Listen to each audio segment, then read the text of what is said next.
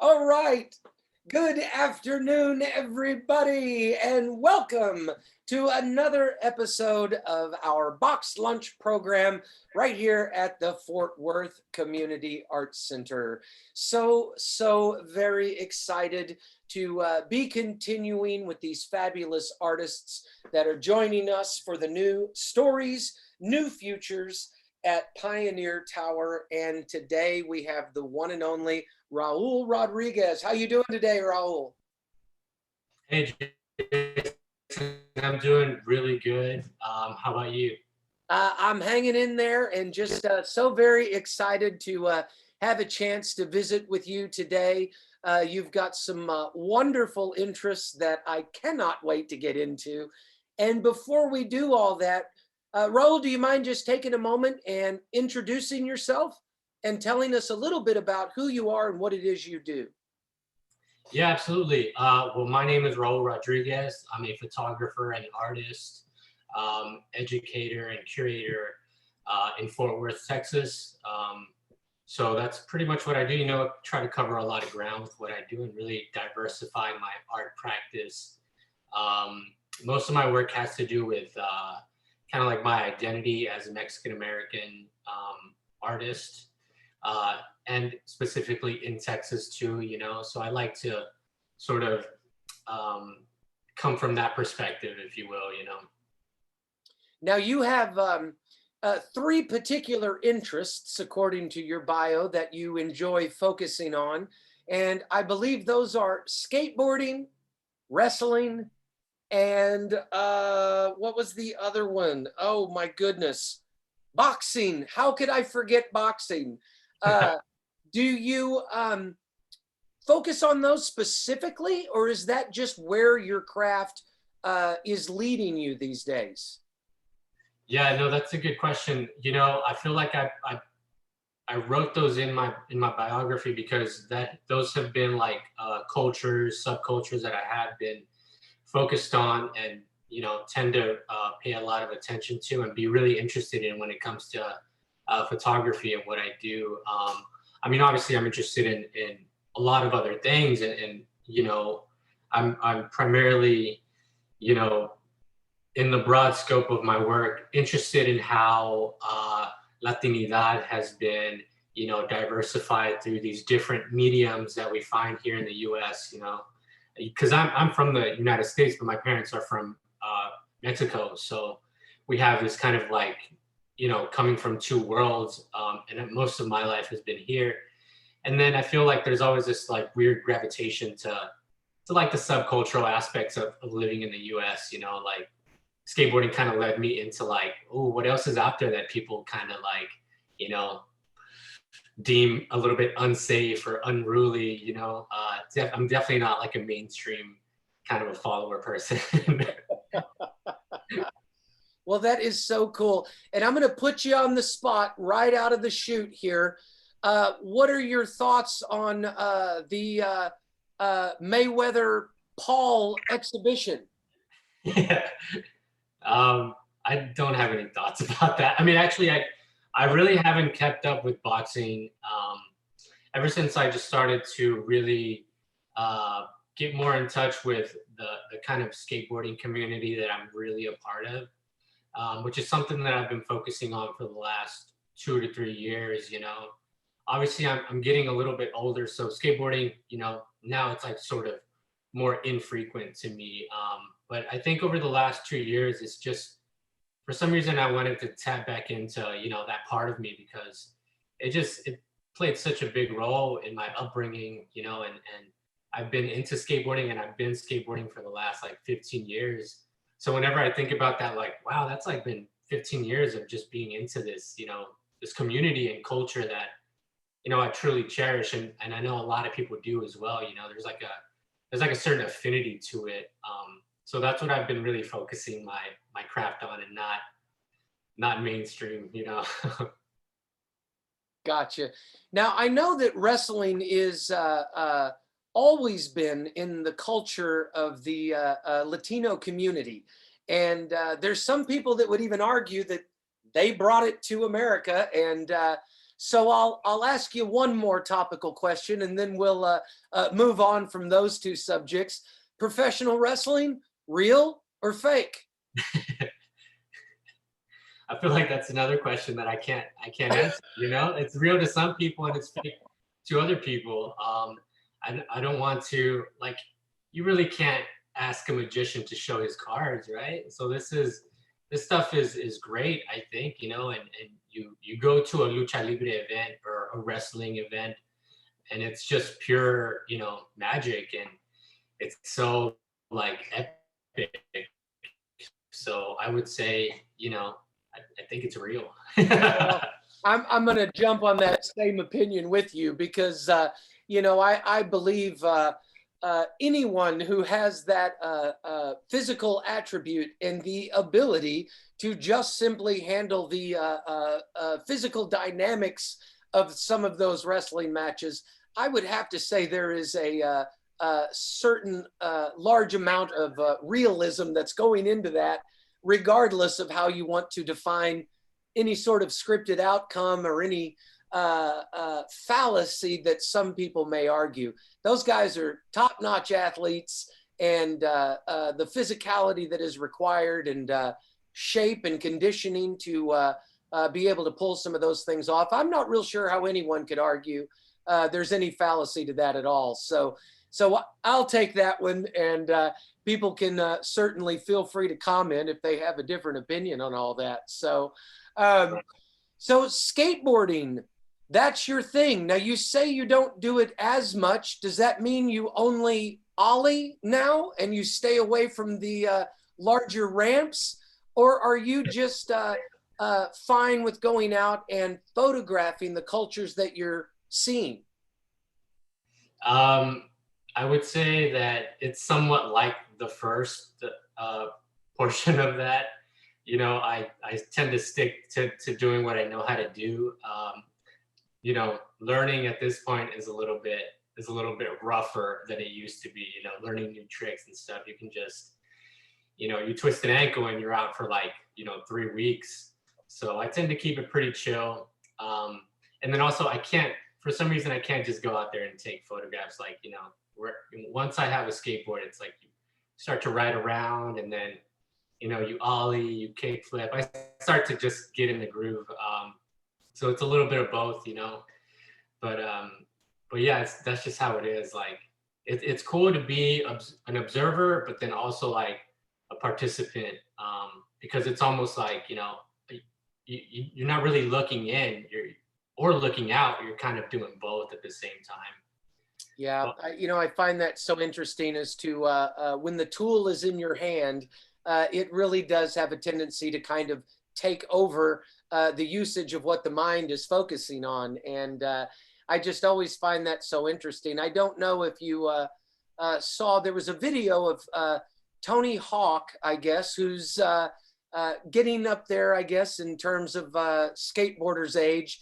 And I'm probably not going to describe the trick properly, but I believe he pulled off a 780 on the ramp.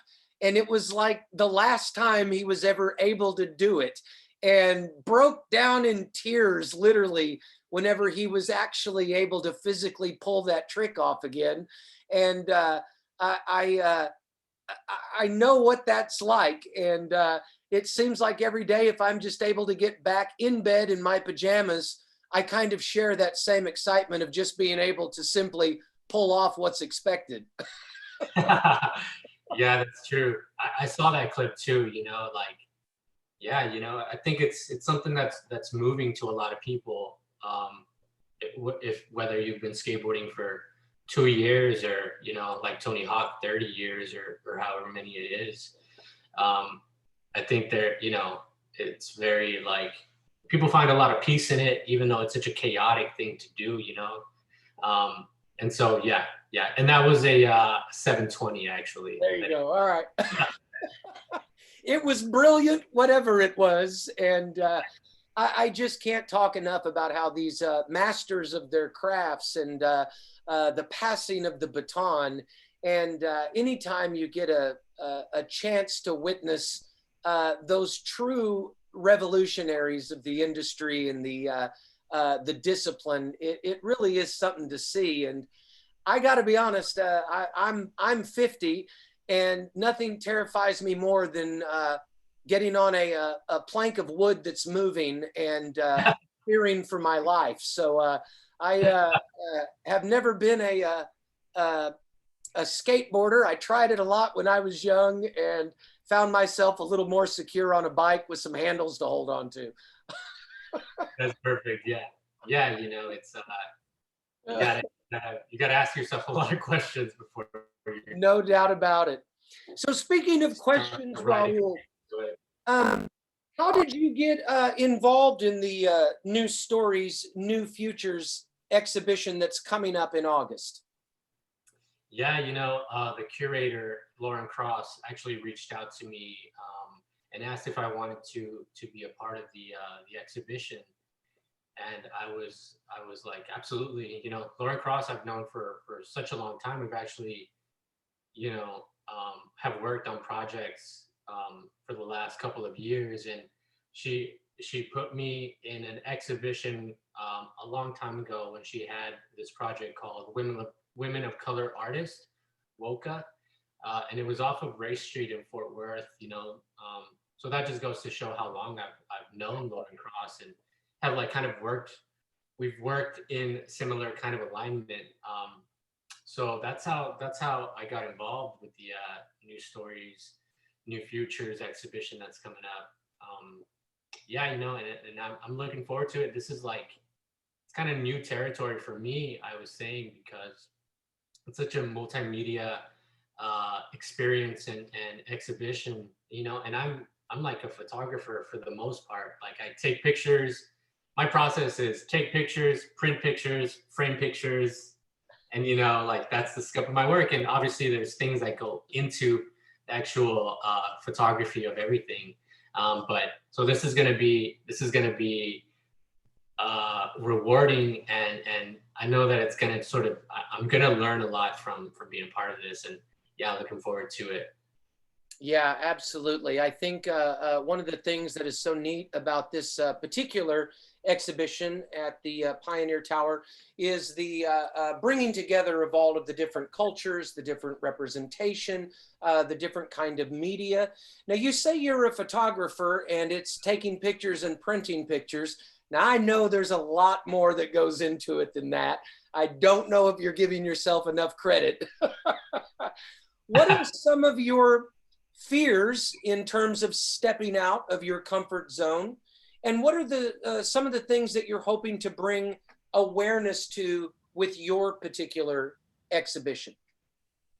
I think you know, they're really, I don't want to say I'm not fearful, but I know that it's gonna, you know, it's a process of learning new skills as an artist. So yeah, I can't say that I'm like I'm not scared of evolving, right? Like this is a really good opportunity to do that. I would be scared if, you know, I wasn't up to the challenge, or to the, you know, to being able to sit alongside everybody involved.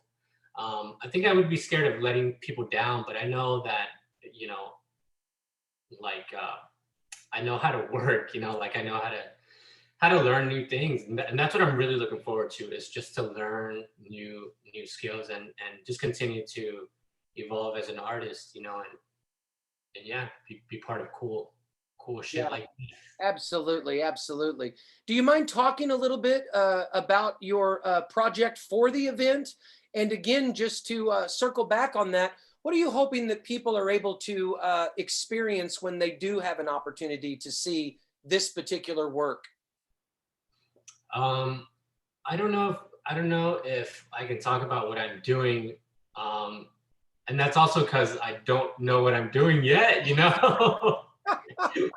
So it's still in the process. It's still in the early stages of creating an idea and, you know, kind of bringing it into existence. But I can tell you that, you know, it's going to follow a lot of the interest that I've been sort of accumulating, you know, lately, and it will kind of follow along my, you know, what I'm into right now, which is skateboarding.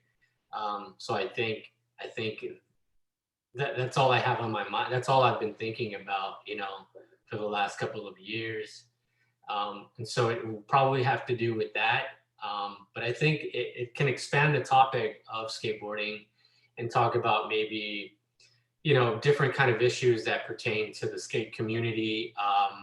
And specifically here in DFW, I actually, have been working on this project called Marine Park, that I've been going to the skate park in the north side of Fort Worth and just kind of documenting the kids, documenting the scene there, the ramps, and then just creating like kind of a photo story around that. And the skate park, it's kind of it's very minimal.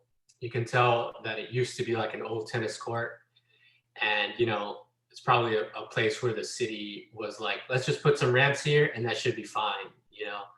So I think what I'm working on now is to try to expand that conversation about these skate parks that are a little bit sort of insufficient, and maybe some skate parks, that are also kind of inaccessible to like the inner part of Fort Worth and even Dallas as well, because we have some amazing skate parks that kids can go to and just continue to progress, but they're sort of allocated on like the outskirts of Fort Worth. So it's a little bit of a drive, it's almost like I said, inaccessible.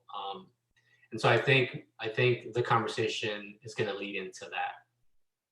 I think that is a great point. And I find that amazing that there's so many of those kind of challenges that people don't really even consider. And a lot of them will say, well, hey, there's 10 skate parks, but what they don't always understand is that 9 of them are inaccessible to 90% of the skateboarders. Now, Yeah. skateboarders, sometimes they get a bad rap, right? All they do is ride around at malls and run down the handrails. What is something that you can share with us that the normal layman would not know about skateboarding in terms of its benefits, not only to the people that are physically doing it, but also just the public as well? I feel like it's a great tool for learning. I think that would be the overall like kind of umbrella uh, in my pitch to tell to like be like skateboarding is a good thing for kids, for adults. Um, I I feel like from my experience, it was just always such a great tool to learn, and I think that's why now I'm just a little bit kind of anytime there's an opportunity to learn something, it's like I have that skill set.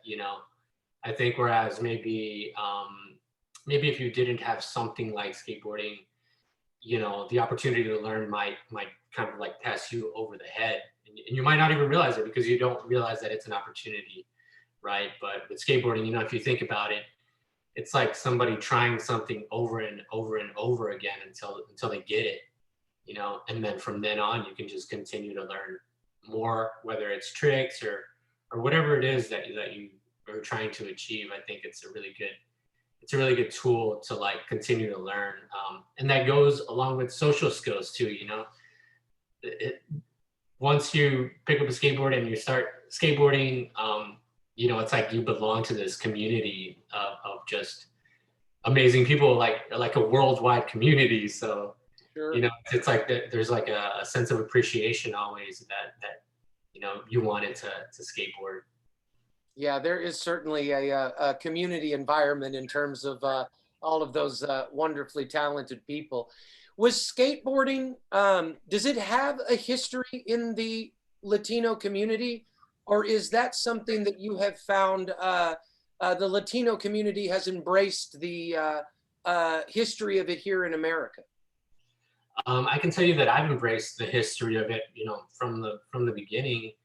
And at first, when you think about industry, right, and even skateboarding, is an industry. I think it was really targeted to a specific kind of skateboarder initially, And then slowly, we started to see more skaters of color be highlighted. And then I think now with like, access to media, your phone, it's just such a broad spectrum of anybody who can skateboard across the world. So I would say that skateboarding, like you look at the history, because it's only been around for kind of less than 100 years. Yeah. I don't know, my timing's off, but like 40 years, 30 years or something like that. So you can literally look at it from the beginning until now, and the progression has just been insane. So it only makes sense that everybody has been able to embrace it, of any kind, from any part of the world. Absolutely. I know that there was a viral video. I think it was about a year ago with the Fleetwood Mac song and the gentleman on the skateboard as well. Did that get the community talking? Not necessarily. I mean, I don't know actually, right? But to me, he was riding a longboard. But like we said earlier, a piece of wood on wheels riding down like the street is a skateboard. So yeah, for sure.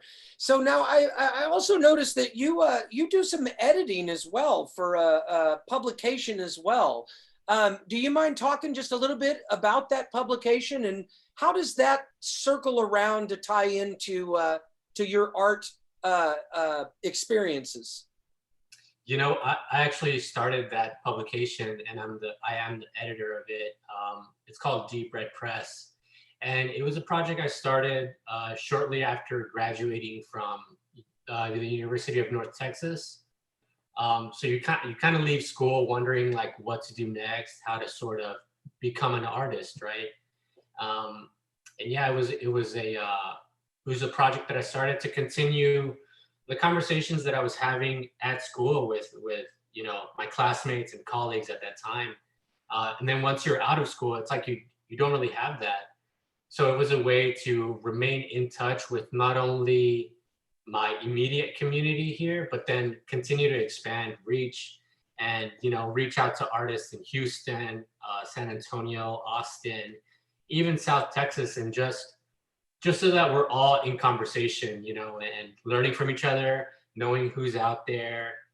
And I think it just turned into like a really cool photo magazine that you can find online, and then just find so many great artists, photographic artists who are working, living, and making their work in Texas. Yeah, absolutely. Now, where is that located online again? And if you'll say it, we'll make sure we get some comments and links down there in the descriptors as well. For sure, it's deepredpress.com. Awesome. Now, I also noticed that advocacy is certainly a part of your personality. What are some social issues in the Latina community that we may not be aware of, or that you feel needs to be brought to light? That's an interesting question. I've been focusing on skateboarding for the last 2 or 3 years, and I think to me that's the issue that's really important, because I do tend to focus on my old community, which is in Northside, which is a predominantly Latino community. So just that goes hand in hand with the Marine Park work, which is like this sort of inaccessibility to a bigger skate park, a broader, bigger place where some of these kids can go to and be a part of it. So I think the skateboarding, the skate park issue is it's a pretty interesting topic when you think about the Latino community. And obviously, we have a lot of things to focus on. Gentrification is kind of like a big topic, especially in growing cities like Fort Worth, Dallas too, but I feel like I'm a little bit more familiar with the Fort Worth stuff. yeah, there's a lot. Absolutely. Well, you need to keep up the great work, and I think it's a really interesting point that you are so focused on skate parks. I think sometimes that there is a misconception that public art is a mural or a viewable piece of something attached to a building, a byway. But there's a lot more public art out there in terms of the architecture of landscaping of a skate park and things along those lines. More importantly, it is artistic to have those talents. How are we able as a community to continue to educate and acknowledge that these things are important in all communities, not just downtown Fort Worth, but also on the fringe of some of these metro places? Why is this stuff needed in these areas? I mean, I'd say because that's where you have a lot of density of people and population, probably. I'm not much of a politician. In fact, I try to stay away from all of that. But I will be one of those people with a picket sign or something calling some of these people into action. So I don't know how to answer that question, but I will be out there sort of shouting like, "Where's our skate park? Where's our skate park?" That is an answer in itself. And I hear you say these things, and then I looked through your work. You've got some fabulous stuff there. You're totally engaging with the community. You're literally out there with them creating this art. I think you're doing a great job of being an advocate, and I think you need to continue that sort of stuff. It's just some really, really inspiring work, and I can't say enough about how you're doing exactly the things that you think or say need to be done. So you should certainly keep it up and keep moving forward with all of those things. So, do you find that the skaters are empowered by you when you're present, taking pictures and documenting, or do you find them pulling back a little bit and writing in a more safe kind of environment for fear of you capturing them on the ground rather than in the air? I'm not sure. I feel like I get a bit of both. Obviously, whenever there's a camera in front of you, even me, like you get a little bit hesitant about whatever. So it's a process, and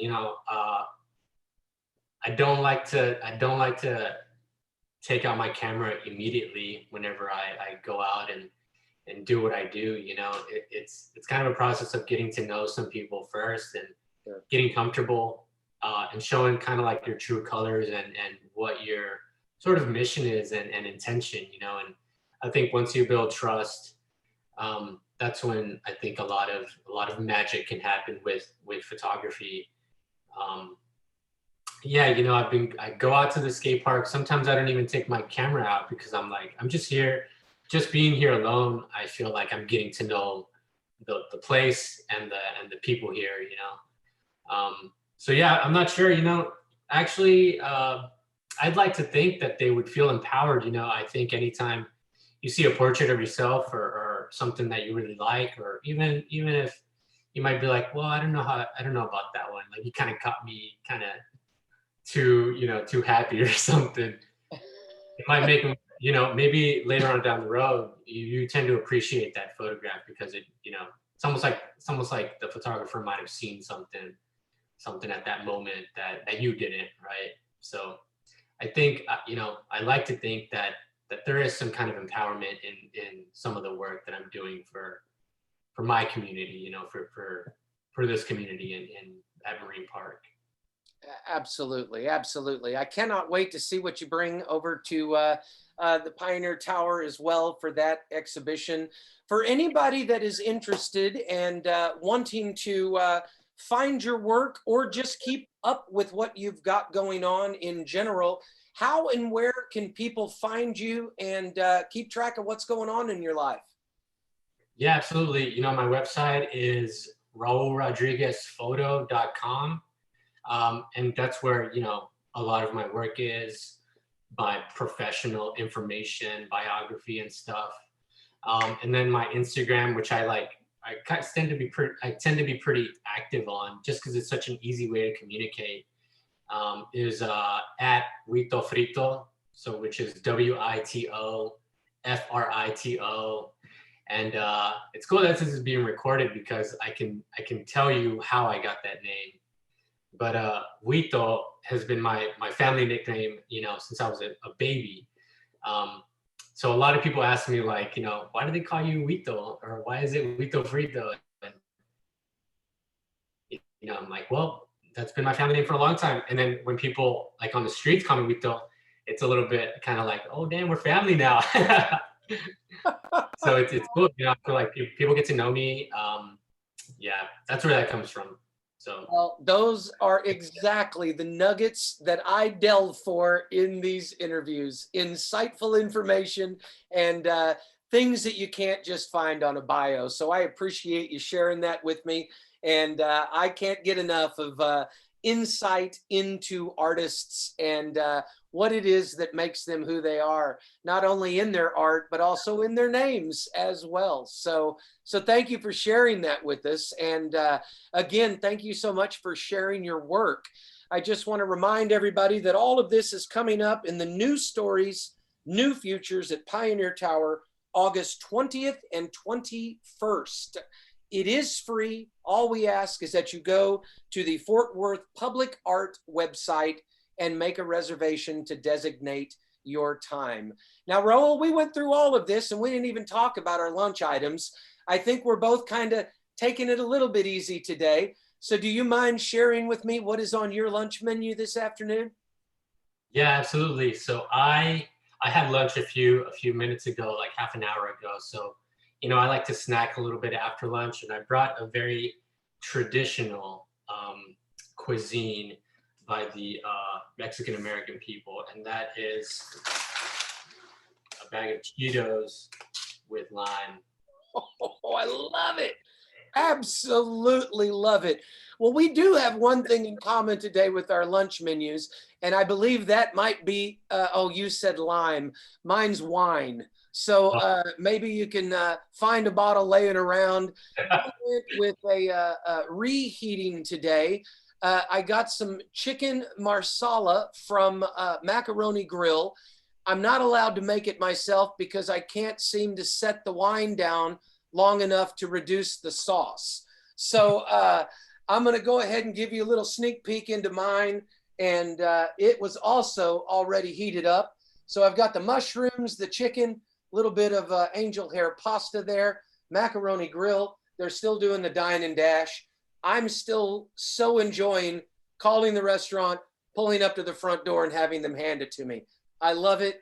And I don't know if I'll ever stop doing that. So my friend, are you ready to open up these wonderful meals and get started? Yeah, absolutely. Awesome.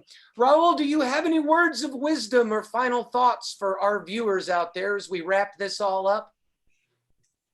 Yeah, so the project that I've been working on, Marine Park, I actually have an exhibition up right now at the Latino Cultural Center in Dallas, Texas. Nice. And this work is going to be up until July 24th. So anybody can go see it right now. I think the hours are Tuesday through Saturday from 10 a.m. to 5 p.m. And I have an artist talk coming up on July 1st from 7 to 8 p.m. that I'm going to be, I'm not conducting, but my colleague, Jessica Fuentes, is going to be moderating. So I'm looking forward to it and, trying to invite as many people as I can. Awesome. Now, do you take your Cheeto there? That I was just going to ask, do you pour the Cheetos out of the bag or does the lime go in? Well, I brought a bowl just in case, but I figured, out of the bag is just such a look. Just cutting out the middleman. That's all you need to do. So, all right, Raul, my friend, I am so appreciative again for you joining us and taking the time. I always enjoy these conversations, and I am so excited that our industry continues to move forward, and I cannot wait to get out there and see all of this wonderful work that not only you, but also these great artists have brought to the Pioneer Tower exhibition. So thank you so much. And with that being said, ladies and gentlemen, that wraps up another edition of Box Lunch. We cannot wait to have you folks come out and join us. And with that being said, bon appetit, everybody. Have a wonderful day. Stay safe out there, and we'll see you again real soon. Bye-bye, everybody. Take care, Raul. I'll see you soon. Thank you, Jason. Bye-bye.